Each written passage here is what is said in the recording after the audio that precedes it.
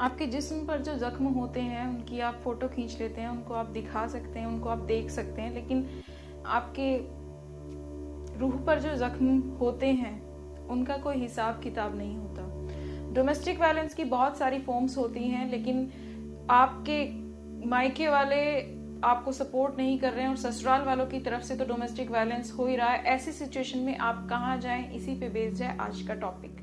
Hello, this is Monika Singh and welcome to my YouTube channel. और आज हम बात करने वाले हैं उन औरतों के बारे में जिनको ससुराल में डोमेस्टिक वायलेंस का सामना करना पड़ता है और उनके घर वाले उनको सपोर्ट नहीं करना चाहते। उनका सीधा सा कहना है कि चाहे जो हो जाए, डाइवोर्स के फेवर में हम नहीं हैं, तुम अपने घर पर ही रहोगी। ऐसी औरतें कहाँ जाएं और किससे मदद मांगे? ऐसी बहुत सारी औरतों के मेरे पास क्वेश्चंस आए और वाकई आई वाज काइंड ऑफ कि मैं क्या करूं, मैं उनकी मदद नहीं कर सकती हूं। तो मैंने फिर ढूंढा गूगल पे और यूट्यूब पे सर्च किया कि क्या है ऐसा जो उनकी मदद कर सकता है, और मेरे सामने एक बहुत लंबी लिस्ट थी उनके लिए कि वो क्या क्या कर सकती हैं। तो उस लिस्ट में से जो पॉइंट्स मुझे बहुत इजी लगे, जो करना पॉसिबल है ग्राउंड लेवल पे, वो था सबसे पहली बात, जब आपके साथ इस तरह की हिंसा हो रही है तो आप मौका मिलते ही सबसे पहले 100 नंबर पे कॉल करें। यूजुअली क्या होता है, जब आपके साथ इस तरीके की चीजें होती हैं, आप मायके जाके रहती हैं, 10 दिन 20 दिन वहां पे बिताती हैं, फिर वापस से वही सब ड्रामा होता है, ससुराल आना एंड ऑल। आपको कहीं नहीं जाना है, उसी घर में रहिए। मौका मिलते ही 100 नंबर पे फोन कीजिए और पुलिस को इन्फॉर्म कीजिए कि आपके साथ ये हुआ है।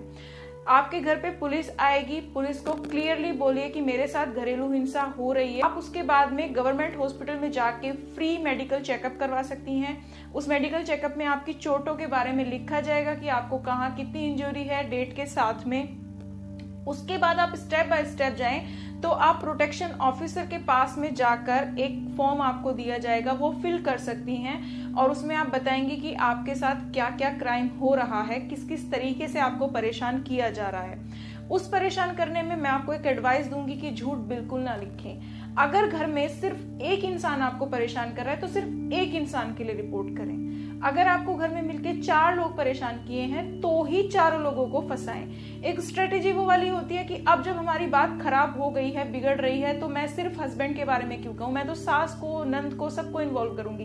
लेकिन अगर वो क्राइम नहीं कर रहे हैं तो उनको इन्वॉल्व मत कीजिए, सिर्फ उसके खिलाफ एक्शन लेना है जिसने आपके साथ गलत किया है। ये प्रोटेक्शन ऑफिसर के पास में आप एप्लीकेशन देने के बजाय एक और काम भी कर सकती हैं कि आप प्राइवेट एडवोकेट हायर कर लें। कोई बहुत लंबा चौड़ा खर्चा नहीं होगा। प्राइवेट एडवोकेट के साथ में जब आप बात करेंगी तो आपको बहुत नॉमिनल सी फीस देनी रहेगी और वो आपको सारा प्रोसीजर समझा देगा, आपको बता देगा कि आप सिर्फ एक FIR टाइप करके सॉल्यूशन निकालना चाहती हैं अगर, तो ऐसे जा सकती हैं, और अगर आप केस करना चाहती हैं तो ऐसे जा सकती हैं। उसके बाद में एक डर और होता है कि अगर आप केस करेंगी या फिर आप लीगल प्रोसेस स्टार्ट करेंगी तो उसका मतलब होगा डाइवोर्स। नहीं, आप लीगल प्रोसेस स्टार्ट कर सकती हैं और रिजल्ट डाइवोर्स जरूरी नहीं है कि हो। ऐसा भी आप करना चाहें तो कर सकती हैं कि आप सिर्फ डोमेस्टिक वायलेंस के अगेंस्ट हैं, आप अपने हस्बैंड के घर में रहना चाहती हैं, वहीं रहते हुए अगर आपको वो खर्चा नहीं दे रहा है घर चलाने के लिए, आपके बच्चों के लिए, तो आप उससे मेंटेनेंस मांग सकती हैं। उसी के घर में एज अ वाइफ रहते हुए आप अपने वो सारे हक जो वाइफ के ऐसे होते हैं नेचुरली, अगर नहीं दे रहा है तो आप ले सकती हैं with the help of law and system. अब यहाँ पे एक चीज बताना और इम्पोर्टेंट है कि आपके पेरेंट्स आपका साथ नहीं दे रहे हैं, और नेचुरल सी बात है कि आप इन लॉज के अगेंस्ट अगर कुछ भी कर रही हैं, अपने हस्बैंड के अगेंस्ट कर रही हैं, तो इधर से भी आपका कोई साथ नहीं देगा। तो एक बहुत इंपॉर्टेंट चीज ये है कि साथ कोई देगा इसकी एक्सपेक्टेशन ही मत रहिए। आप डिसाइड कर लीजिए कि जो सिचुएशन चल रही है, क्या आप इस सिचुएशन को झेलने के लिए तैयार हैं, या अब आपका बस हो चुका है, अब आप इस सिचुएशन से निकलना चाहती हैं। अगर आप इस सिचुएशन से निकलना चाहती हैं तो कोई आपको सपोर्ट नहीं करेगा, आपको खुद अपने लिए फाइट करनी पड़ेगी। पूरी शिद्दत से सिर्फ आप फाइट करेंगी, अकेले अपने लिए स्टैंड लेंगी। अगर आप अपने लिए स्टैंड नहीं ले रही हैं तो आप किसी और से कैसे एक्सपेक्ट कर सकती हैं कि वो आपका हाथ पकड़ के आपको बताएगा रास्ते की यहाँ लेके चलते हैं तुमको, यहाँ पे तुम्हें सोल्यूशन मिलेगा। सोल्यूशंस भरे पड़े हैं, लेकिन हिम्मत आप में होनी चाहिए।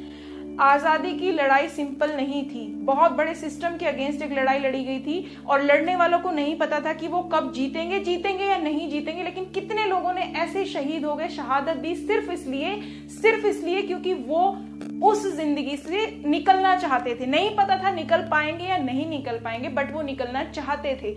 अगर आप भी उस लेवल पे पहुंच चुकी हैं जहां पे आपको लगता है कि अब आप इस सिचुएशन से निकलना चाहती हैं, तो आपको फाइट करनी पड़ेगी, चाहे कोई सिस्टम आपको सपोर्ट कर रहा है या नहीं कर रहा है।